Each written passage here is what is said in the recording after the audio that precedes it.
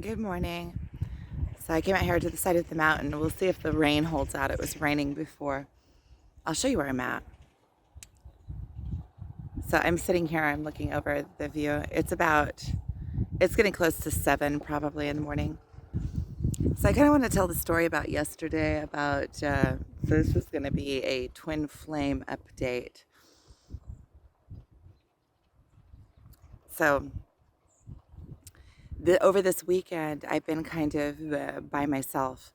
My boys went to their father, and on Friday evening, I was invited to a meal cookout. We did a fire up in Yavnia with a different friend. So I went, and there was a group of people, and it was really fun. And then yesterday was Saturday. I just kind of spent the whole day, most of the day by myself. And in the afternoon, I went to the hot springs by myself. And I got there and I met my friend. I met a girlfriend that I hadn't seen in probably a couple of years. And we had a really good time together. We talked and talked and talked. And I kind of told her a little bit about the twin flame journey and what I was going through and how intense it is. And, and that was really good. And about 3:30 in the afternoon, I left. And on the way back home, I had this I started crying. I started crying. And I think that I did have kind of not an expectation so much as I wanted to see my twin. And he goes there a lot of times, and I miss him. And I miss him. And, um, and so on the way back, I started crying, but it wasn't because of that. It was because when on the way back, I looked up on these mountains, and once he took me for a trip down this little windy country road and showed me this magnificent area that I had never been on, this road that I had never been on before. And I remembered the feeling that I had when I was with him of just this complete, overwhelming, pure love. Like I felt what it felt like to be loved by him. And it's just like when you're a little girl and there are no life constraints. You're not thinking about when you're free, when you're just a little kid, you're free still. You don't feel like, oh, well, what are they going to bring to the plate? Or what is how are we going to make a living? Or you don't get stuck in all of those things. You're kind of just in perpetual enjoyment of life when you're a child. I mean, in my childhood, and I grew up in the forest, and it was kind of like you go out and you just play in the forest, and it was, you have like this imagination of what love is going to feel like, and it just pure with no constraints and just unconditional, and I felt what it felt like to be loved by him, and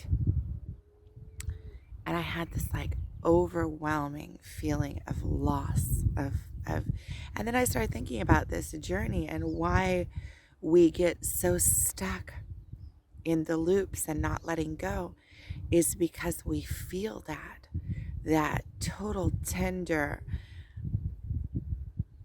undeniable, pure love, and it feels like no other. um, it's just like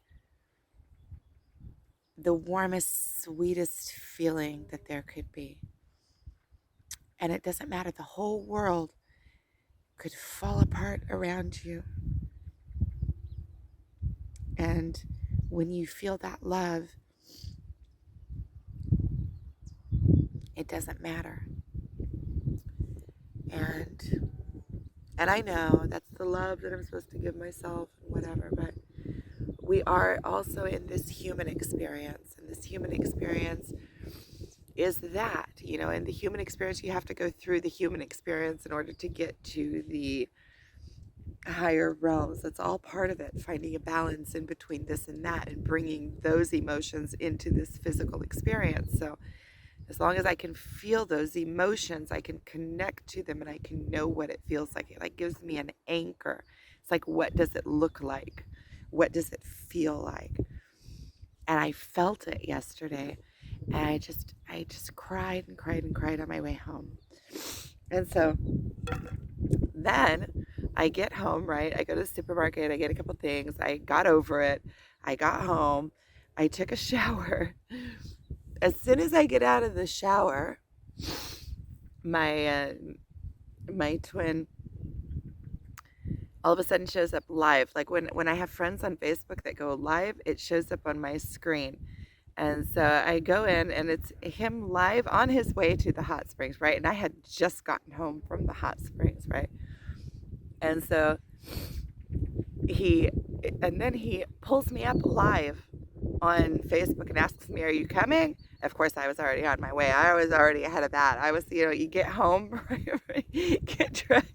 got dressed back and left. But it was so funny because he pulled me up live on Facebook. If you go into my Facebook, there's a link below. You can see because he tagged me in it. And so he pulls me up live on Facebook and invites me to come back. So as soon as I got home, I took a shower, got dressed, and went straight right back. It was, and I was thinking about, pride or I would go to the end of the earth. I would go to the end of the earth if he invited me. And there is no, when it's unconditional, it's unconditional. There is no pride. There is no thinking, well, oh, I just got here, so now I'm not, that doesn't play a role in this journey. You have to completely surrender into it. There really can't be, you have to follow your emotions. There really can't be, um, the thoughts in there, the ego in there that says, "Oh, what am I going to, chase?" But it was really funny. So he got me on live. First of all, I was like, I'm on live all of a sudden. He got me on live on Facebook, and he asked me a hypothetical question. He said, first of all, he asked me if I was coming. So during the live, you can see I'm getting ready, and I get in my car and go during the live. But it was really, really funny because the question he asked me, it's in Hebrew, but the question that he asked me was, wow, there's just a big lightning. There's going to be a thunder here in a second. Oh, it's starting to rain. I better start getting back. So the question that he asked me was, if I gave you $1 million today, would that help? Would that set you up? And I said, yeah, if you give me $1 million. I started going on like I would buy a piece of property. And he said, wait, don't get ahead of yourself because I'm going to make the offer better. He said, if I were to give you $10 million, I told him, if somebody you give me $10 million, I would save the world. And then I started thinking how I would save the world. Save the world consciously. Save the world with education. Save the world with becoming aware. Save the world with inspiring people into spiritual awakenings. And I don't mean just on my own. There are so many of us also on this channel, people that are on this channel that have so much to give and so much wisdom and so much understanding of the spiritual awakening. We are a massive network all around the world, and we have so much to give. And if we build that network up and we expand it outwardly, people that we meet, it's as simple as inspiring somebody. It's as simple as showing somebody that there is another way. It's as simple as supporting somebody on their journey, on their spiritual awakening journey, that, this is so people don't feel so far alone, or so people don't not believe, and that hinders their experience, that hinders their awakening. When you have somebody to look at who is ahead of you on this journey, or somebody who's going through similar things that you are going through on this journey, it gives you an indication. It gives you like a mirror. It's like a spiral effect. We all of us feed off of each other. And even just in building that network together, we can make a massive impact and change the energy of the world, change the vibration, change the focus, take it away from the war and hatred and the dark side and bring it into the light. This, when you go through the spiritual awakening, it feels so good. You're so enlightened, you're so bright, you're such it that if you could just give people a taste of it, a taste of even just what it looks like to be in that place of pure enjoyment and pure awe. Even just doing that, you make it an impact in the world. And each of us individually, we don't have to save the world on our own, but we can empower others to save their own world, and they empower others, and they empower others. It's like the butterfly effect. So all you really have to do is ignite that spark. And because we're all connected, I can see it like a mesh, like this mesh network that we are all connected on. And if you send out your own spark onto the network, it goes through everybody else. So the more of us that are bringing those sparks and that light and that brightness to this mesh network, the more we are raising the consciousness in all of the people around us. It's enough you go to the supermarket, you smile at somebody and they smile and they have that feeling, you're spreading joy. You're spreading, if you're always stuck in watching the news, and the news is of course money bound, which is you could say like money is there's a word for it. um I don't want to say like demonic or evil, because it's not demonic, it's not evil, but it is agenda. It is agenda based. The news is there to make money. If there was no money, there would be no news. If there was no money running the system, it's not out of just pure goodness of anybody's heart there. So there is an agenda behind it. And if there's an agenda, then they're trying to make it exciting. They're trying to find the gushy stuff. They're trying to find what people watch. People live in fear. Most of the planet now is fear-based. People are looking to be what's coming, so that I don't have to, so that I'll know what's coming, so that I don't have to fear it. But it's just creating more of that fear cycle. So get off of the news. Get off of the news. All of the battles are happening on the news. When I'm sitting out here on the mountain, I don't see any battles. There's a war going on supposedly all around me. I don't see any battles. I'm right here. I'm right here in the center, in the epic center of it. And look.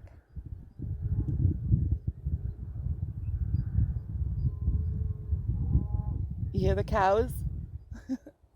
So this is the epic center of the war, right where I am. And I really don't mean to belittle anybody's pain on this, and the things that I know that there are atrocities going on, but and I'm not hiding myself from that, but I am creating a different. I live in a different dimension, and I am creating a different world for me, and the best that I can do for humanity is stand strong in this place and hold the door open for whoever else wants to enter, because the more that come over to this side of the existence, to this dimension, and being able to see this rather than focus on what is going on. Look at this cloudy skies. Rather than focus on all of the evils in the world, because when you focus, whatever you focus on, whatever you put your attention on, is what is growing. So if I'm putting my attention on all the evils, I'm growing it and I'm adding power to that. So the best that I can do for humanity is sit strong where I am and add power to this, and make this place a very very strong existence, and anchor it into the ground so that I can hold ground for others that want to join. And then in doing that, I can change humanity. And that's what I was talking about with we're circling right back to the $10 million. And then I said, of course. And he said, I said, of course, I could do wonders. So, of course. And so then he says to me, okay, well, what if I were to tell you that I give you $10 million, but tomorrow morning you don't wake up? And I said, no, it's a no deal. It's a no deal. And he said, okay. So then waking up tomorrow morning is worth more than $10 million. So that really gives you perspective. Life is worth way more than any kind of, you can't put any kind of monetary value on your life. That, that life is the most beautiful thing. So every day when we wake up, we need to say thank you, and not just thank you like, oh, thank you, and not feel it. Really feel it. Thank you for this life. Thank you that I'm in this existence. This life is magnificent. It's worth more than any amount of money. And so then when you put things in perspective in that way, you can really see how what's really important. And if you want to see that conversation and even just see the dynamics between him and I, then it's on my Facebook page. There's a link to my Facebook page below. And then I went to the hot springs and we had a really good time. We were there for maybe about an hour together, and then and there were a whole bunch of other people there and other people. It was funny. It was funny. It was funny.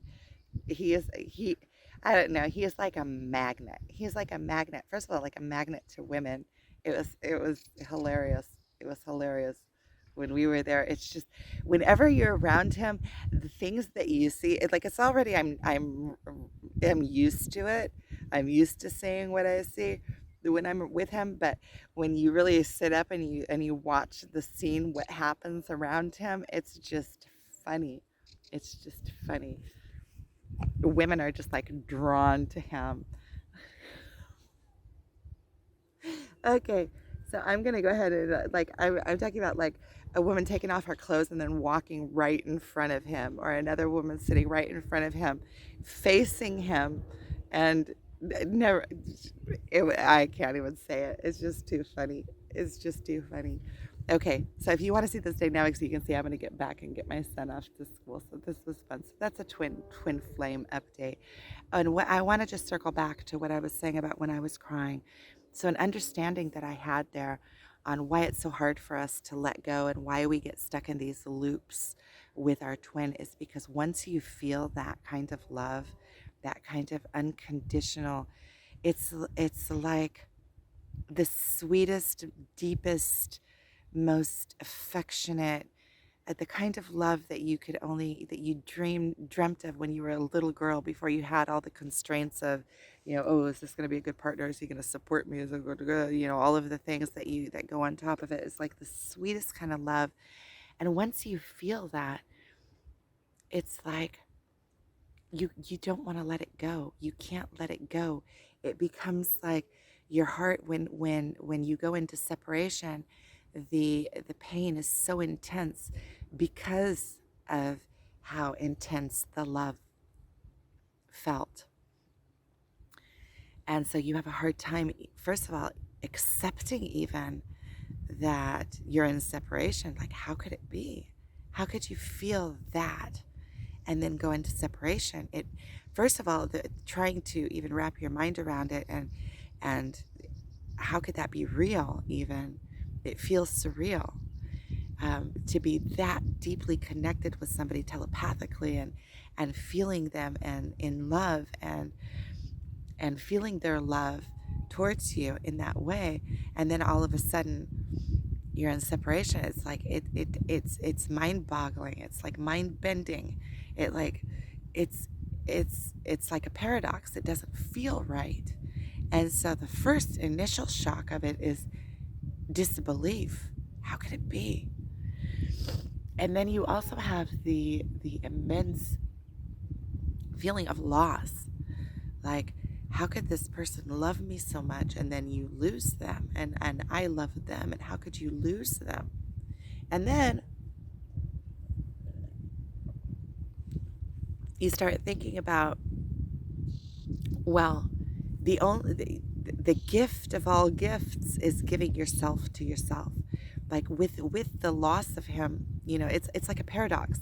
It's like in this whole the unconditional love comes backwards. It's like it comes in a way of like, by losing them you gain yourself, because you get thrown into this this spiritual awakening and going through all of the pain and going through all of your mirrors and going through all of your weaknesses, and it tosses you into that place where you're in such immense pain that everything that has ever caused you pain, all of the traumas, as you go deep into the pain is like, let's say, like you could see it as like a pond, right? There's a pond of pain, and we just are all the time on the surface of the pond of pain, right?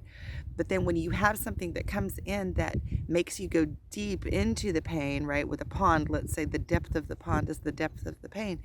As you go through that pain and you go through the different depths, different layers of that pond, everything that is at each layer, all of a sudden you're passing up and you're looking at. So anything that caused you pain in your life, any kind of disconnection from your soul, right? Because every time that you have gone through a trauma, it has disconnected you a little bit from yourself. It has closed off a place in yourself that you don't go revisit because of the pain. So you lose yourself through traumas, right? Slowly closing yourself off in Pandora boxes. I did a video about Pandora boxes, and it kind of talks about this. It talks about it from a different direction, maybe, but it's an interesting, and it's worth watching.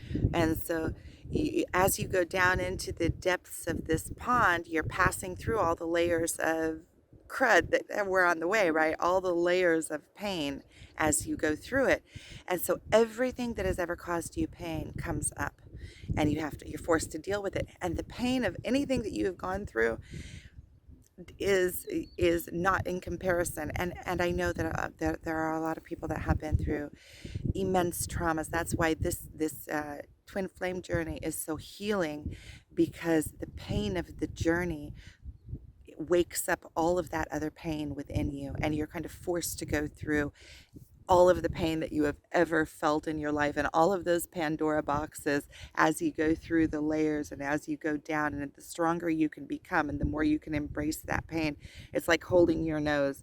The more you can go down deeper into the pain, the more comes up, the more comes up, the more comes up, and you get down to the very depths, and that's where the dragons of your being are. That's where the big ones are. And a lot of those big ones were caused, they are initial core traumas that were caused even before our memory. So a lot of them are just healing within the cell level. It's the body remembers that. You go through a trauma as a little tiny baby. You can't really remember it yet in your mind, but the feeling and the emotion of it, and the clenching of the teeth, it's like the each and every cell in your body goes like that. The cells have a memory in them. They remember that emotion. They remember that clench. They stay clenched. And so as you go deep in this twin flame journey and you get down to the very depths of your being, it's like you have to go through yourself to come out the other side clean. So it's like you're going down, down, down, down, down, but at the very bottom of the pond, there's a portal. And once you go through that portal, that's it. You come out reborn. You come out the other side pure and clean, and you have cleansed yourself of all of those traumas and all of that pain. And now you are an emotional master. You have gone through all of your emotions, the complete spectrum paradox of them, and come complete back around. And everything in life you can handle. You can handle anything. So I'm going to get back to get my son off to school. So thank you for watching. So that's a twin flame update. You can watch on my Facebook, and you can see like the dynamics of it. He's so funny. He's so cute. Okay, so thank you for watching. And and hit like and subscribe. So if I'm already doing like a twin flame personal video, then there's been something that I wanted to talk about for a while, and it's connected to the twin flames. I feel like, with all of the intense energy that is now on the planet, that we can all feel, and I'm kind of holding in this place of it's not being oblivious. It's not like unknowing, but it's a place of bliss.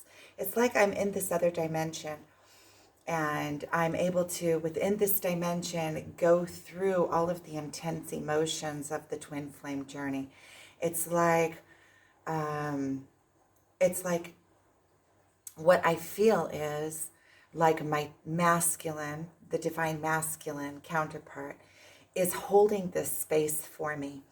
And I heard it on a different channel, somebody that was talking about, I think it's called Inner Union or something, another channel that popped up about the twin flame journey, and she has a lot of really good insight in there. I haven't gone through all the videos yet, but I listened to a few videos, and the videos that I did listen to, I got something from each and every one of them. So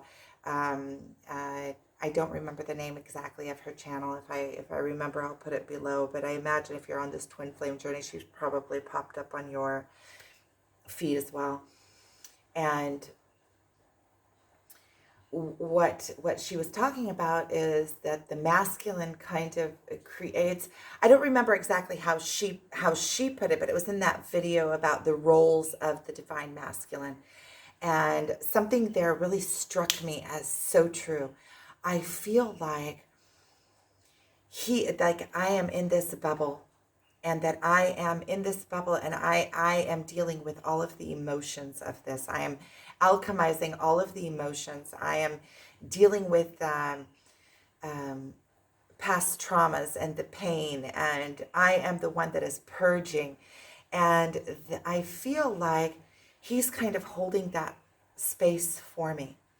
I feel like he's holding me up in that space, which allows me, it's like he has inflated this balloon, right? And this balloon is all around me, encompassing, full encompassing. And that in this balloon, and it kind of allows me, because now there's a war going on and there's like intense energy everywhere in the planet. Everything is like, and it allows me not to be without. It allows me to be in my center. He's kind of holding the front. I feel like he's holding the door, and he's at the door, guarding the door, so that I can go through all of the emotional parts that I have to go through. And I feel like that going through all of this emotional parts is kind of doing the work for both of us, in a way. It's like my healing, because we are the same vibration. As I heal my vibration, his vibration matches. And so he has his part of this, which is the container. He creates this pillow, or this bubble. I kind of feel like it's a bubble.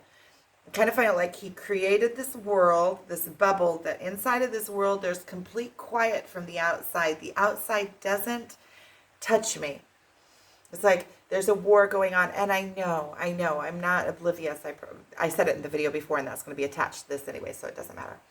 But it's like he's created this bubble, and I am in this bubble purging, and I am able to go through all of the emotions that I'm going through because he's holding that space for me. It feels like a joint effort almost, which, there's so many parts of this journey that I feel so alone and so abandoned and so like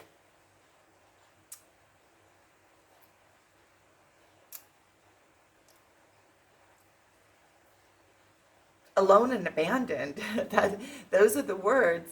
And sometimes you go through the emotions where it starts coming up, like you feel kind of even upset with your kid, but it doesn't last. It lasts for like a half a second.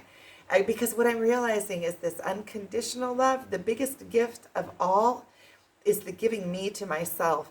And it's like, because of all of the triggers that he is setting off within me, then all of those triggers are causing me to have to go through myself, and then it's like giving me the biggest gift of all. And it happens in a way that it happens divinely, because it's not like there's so many parts of this journey that are not intentional. They're not something that you can purposefully do, or that he can purposefully do. It's things that happen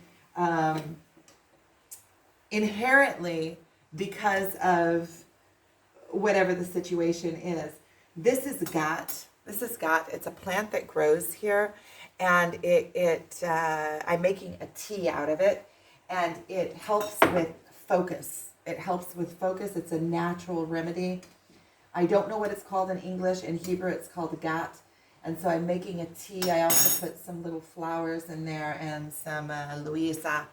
I'll show you, because it started raining, the greens have started to grow on the mountain. So this morning on my walk, I picked some of these greens. These are mustard greens that grow wild here. And so when you get them when they're young, see, this is the whole plant almost. And they're everywhere. They're just there's forests of them. They get pretty tall, about that tall, but once they get too big, they get too tough to really eat. And this is khubeza. This is really small khubeza. It just started. This also grows all over, and it's really high in iron. That's why it's really good for me. My whole life I've had issues with iron from when I was very, very young, and even have taken supplements, iron supplements. So, and a couple years ago, I was anemic. I went and did, not even a couple years ago, even last year, I was very anemic, like down to 4 in my total count. And I started eating a lot of khubeza. That's the little one, which is really out, because I found from a nutritionist that it's very, very high in iron. And a few years ago, when I was low in iron, I started eating khubeza. Last year, when I knew I was low in iron, I started eating khubeza. I started feeling good. I didn't even go in for another blood test. I could already tell that I was healed. There was no need for it. I'm not putting my focus on it. I'm just trying to eat healthy. And so a few years ago, when I was anemic, I started eating khubeza. And then when I went in to do my iron count, it was like over the top. It was like, so I'll show you. It's raining. I feel really good about the rain because the rain washes everything away. The rain comes in. It also centers me, and it makes me sit.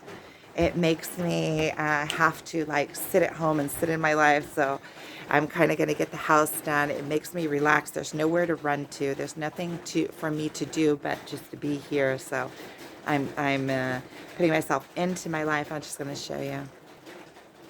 Beautiful. That's the Sea of Galilee down there. You can actually see where it's raining. You can see the rain coming down over the valley over there. Over there, that cliff that's pointing up in the air like an arrow, that's Arbel Mountain. My twin lives on the settlement right up on top of that mountain. So it's like there's a constant reminder every time I leave the house. It's like, oh, I'm here, I'm here, I'm here. In the beginning of this journey, when we first met physically, and every time I had to see that mountain, it was just like, so that's basically what I wanted to talk about, and just kind of share what I'm doing this morning. This is kind of like a vloggy kind of video anyway. So thank you for watching. I appreciate it. Thank you for being here with me. Okay, so I wanted to add, so if you go into Facebook, I'll just show you the chicken eggs. So what I'm going to be doing with these greens that I got from the mountain is I'm going to be cutting them up. And then these are the chicken eggs from my parents' chickens. So I'm going to be cooking them with chicken eggs. And I made myself a big salad. And I'll just show you some of my things I'll just show you some of my things. So this is Himalaya black salt. It tastes like boiled eggs because it has sulfur in it. It's a really good addition to food. You can put it on like cauliflower, or I put it on anything that I want to that taste for, and it tastes really good. These are lemons that I also got from my morning walk. What else can I show you? This is what I drink water from. This is something that actually my twin makes. If you go into his Facebook, you'll be able to see he makes these organites, energetic. He's an alchemist. So he makes this for a alternative water. it brings life back into the water. It's like taking, even if you take tap water and put it, I drink water from the natural spring over here. I go and get it in these jerrycans, and I collect it, and I bring it here, and I put it into my pot, and then I drink water only from my pot. Also for cooking and everything. It's just like it's like the water is alive. The water that comes through the tap, it's like dead water. It's water that they completely deplete of any kind of life. And our bodies are made up mostly of water.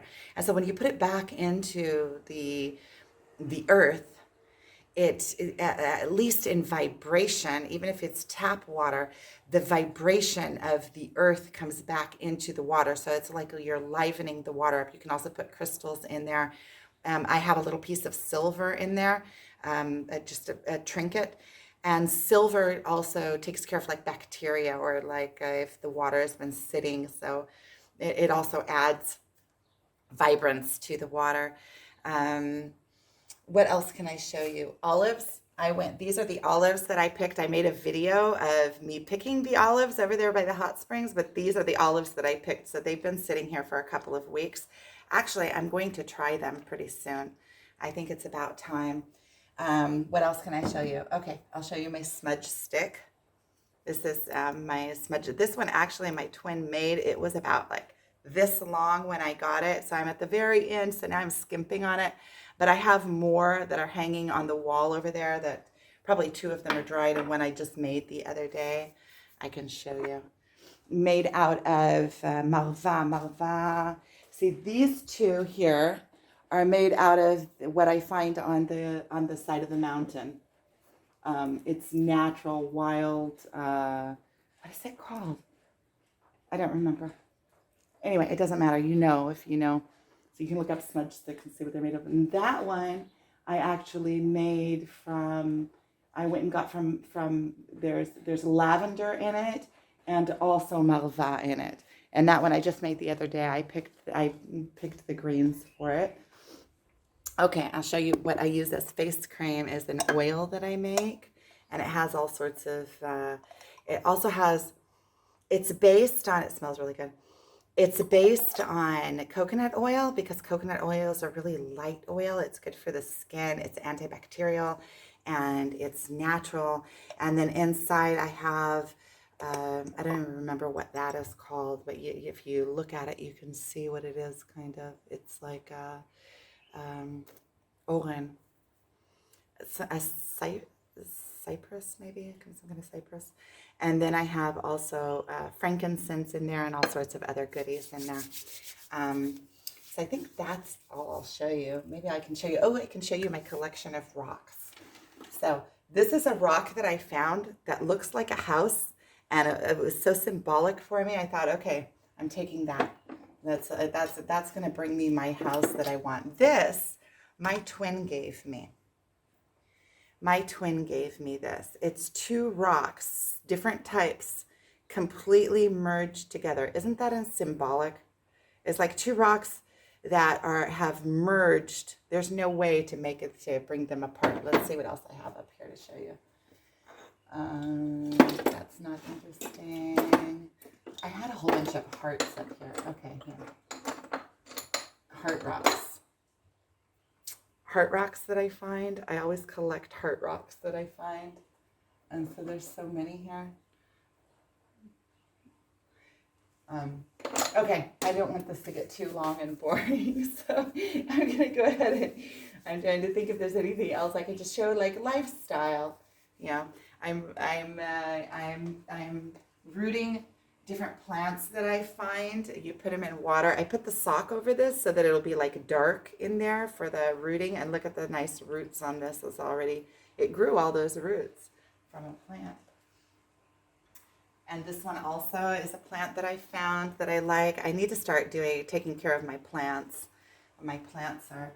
And this is a loofah, and I use it for dishes. It's a natural loofah. It's kind of harsh, but you wash dishes with it, so it's kind of good, like back to nature. The olive oil. This is olive oil. I don't know if you can see it. olive oil that I get in big 5 liters from the Golan, from my daughter's boyfriend's parents. They have olive groves, so I go in, I get olive oil from them. I know exactly where it comes from. I know where it's grown. So it's kind of like going back to nature and still living in the matrix, because all of my work is online. And so you can kind of create your own little bubble, life bubble. And so that's kind of what I wanted to share. So thank you for watching. So actually what I was going to say in the video before is that if you go into the Facebook and you see that live broadcast that I was talking about, you can see in the live broadcast that was before that, his live broadcast that was before that, that he was here at the spring and he was doing a live broadcast. And I showed up in the middle of when he was doing his live broadcast. I was already on my way there, and I showed up. So I'm also in that video, and that video also kind of shows the dynamics of us. When we met that time, we said hello and stuff, and then we decided we're going to do a fire and make dinner on the fire. So then I left and went back home to get a whole bunch of stuff to make a meal by the spring. So that was on Thursday, and yesterday was Saturday. So if you want to see the dynamics between us and kind of see who he is, and kind of say, it's in Hebrew. He has excellent English.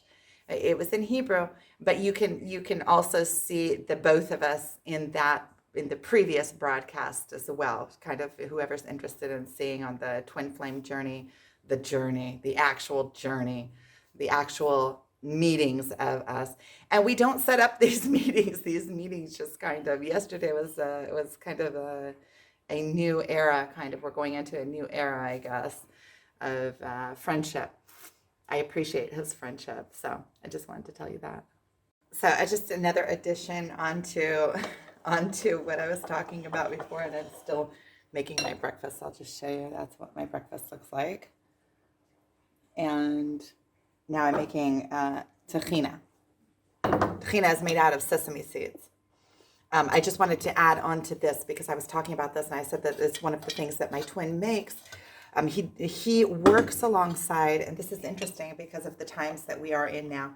He works alongside a Palestinian that lives in the territories, and they work together for years now.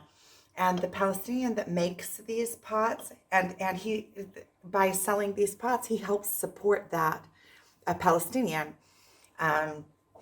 And I've been before with their meetings. They have to meet at this intersection that is kind of where they can both enter into, because it's like there's meeting points.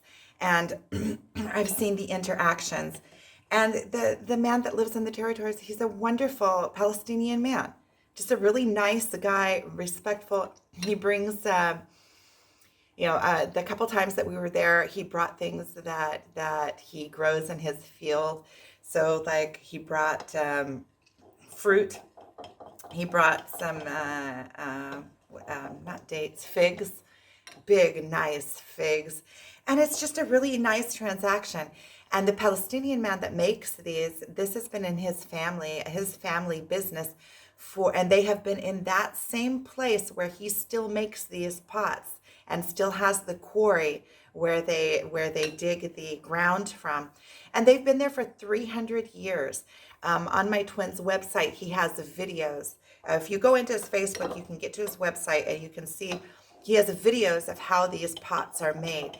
So the pots are not only, something that really brings the water back to life, and it's also the idea and the combination between the two nations, and there is no separation. This man has been here on his land for over 300 years, and generations after generations. And the only thing that changed is whoever's on top of the pyramid. The politics have changed, but nothing else has changed. And I just thought that was a really nice addition to add in, that if you want to see how the pots are made and the kind of what, you could actually go into his site and you could probably even Google Translate it and see the different things that he does. I just thought that was really interesting to add in because I was already showing the pot, so that's it.